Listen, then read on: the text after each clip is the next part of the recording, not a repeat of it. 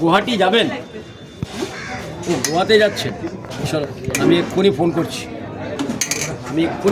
আমি আমার এই দিদিভাইরা এসছেন অনেক দূর থেকে, মেদিনীপুর ডিস্ট্রিক্টে পাঁশকুড়া।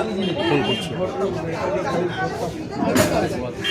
আচ্ছা, বেগুন সুন্দরী দেবো নাকি? ও তোমরা খাও। দিদি তুমি কীভাবে বলেছো?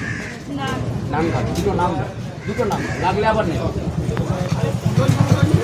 তুমি একদম 100 কেন দিদি? 100